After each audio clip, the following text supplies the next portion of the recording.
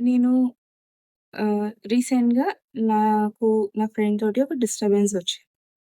ఆ ఫ్రెండ్ నేను చాలా పెద్ద గొడవలాగయ్యి, ఆల్మోస్ట్ ఇంక మళ్ళీ మేము మాట్లాడుకోకూడదు అన్నట్టు అంత డిస్టర్బెన్స్ వచ్చిందనమాట. కానీ మేము చాలా క్లోజ్. సో, అది ఎంత అంటే రాత్రంతా కూర్చొని ఏడ్చి, ఇంకా నా లైఫ్‌లో ఇంకెవ్వరు ఉండరు. ప్రతిసారి ఎవరో ఒకళ్ళు వచ్చిన వాళ్ళు అలా వెళ్ళిపోతారు అని అనిపిచ్చి, నేను నెక్స్ట్ డే లేచిన తర్వాత ఆ రోజు అనుగ్రహ ఉందనమాట. నేననుకున్నాను, ఈరోజు అనుగ్రహకి వెళ్ళొద్దు. ఇంట్లోనే ఉండిపోదాము. అలాగే సఫరింగ్‌లోని దుప్పటి ముసుగేసుకొని ఉండిపోదాం. బట్ ఎవరితో మాట్లాడాలనిపించలేదు అని. కానీ సడెన్‌గా ఒకటి నాకు స్ట్రక్ అయిందనమాట.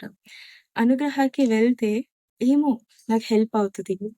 ఒక్కసారి వెళ్లి చూద్దాము అని ఆ రోజు నాకు రావాలనిపించకపోయినా అనుగ్రహకొచ్చా. సో, ఆ రోజు నేను క్లాస్ మొత్తం ఫస్ట్ నుంచి అటెండ్ అయ్యాను.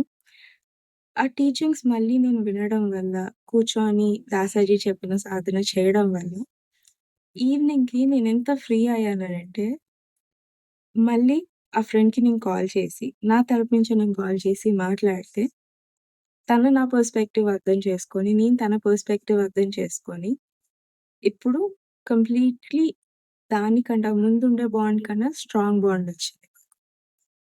సో, అనుగ్రహకి మనం ఏదో ఒక కోరిక నెరవేరుతుంది అని రావడం గురించి నేను మాట్లాడట్ల.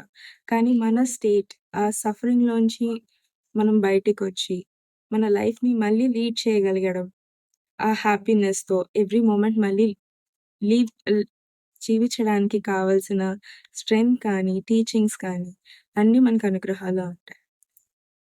ఇది నా ఎక్స్‌పీరియన్స్ అనుగ్రహకి రావడం. నమస్తే.